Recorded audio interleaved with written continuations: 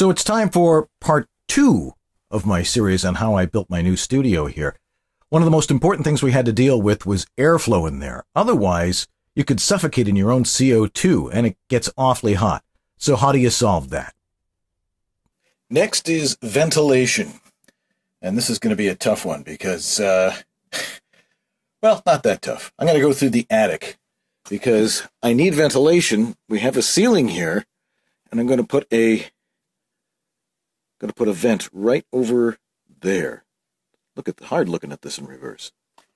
So what you can see I've done now is I've cut a hole in the ceiling, and there's now a vent leading up into the attic where I'm going to put the insulated pipe, about a 25-foot section of pipe that's going to serpentine through the attic with an exhaust fan on the end. Cool. This is going to be the unit that's going to be the cooling vent. As you can see, there's an inline fan here that's going to move a tremendous amount of air. And it's connected to a 6-inch insulated conduit. All right, so going up in the attic here, you got to protect yourself. Oh, it's only 95 degrees in here and getting warmer. But here you can see what I did. Hopefully, I've got the vent serpentined all the way around over there. It's wound a couple of times back over to where the vent is above the booth. And then it's rigged to a remote power switch, which I can turn on and off from the booth via remote control. Damn, it's hot up here. 97 now. It's getting hotter as we stand. I'm getting the hell out of here. And now you can see that what I've done is I've put a louver in here.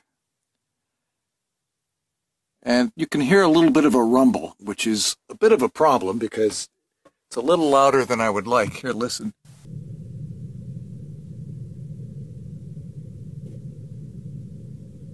So what we're going to do is we're going to put in a rheostat to slow the motor down. So what we have here is the rheostat that I installed that will allow me to adjust the fan speed for whatever it is that needs to be the quietest setting in here. So now all I have to do is go in here and reach for my remote control right here and turn it on. And that turns on the fan in the attic. Or I can turn it off from here. So now it's nice and cool in here. It's sucking the air out of here, drawing it in actually underneath the door. Eventually what I might do is build an intake with a baffle over here to get more direct airflow into here. But for the time being, it's working for what I need it to do for the periods of time that I'm in here. And now it's working really, really well. I'm very pleased with it. The sound in there is very good, and that's the most important thing. There were a few acoustical problems that we had to deal with, and they were actually pretty simple to solve. But that's ventilation, and that's my tip of the week.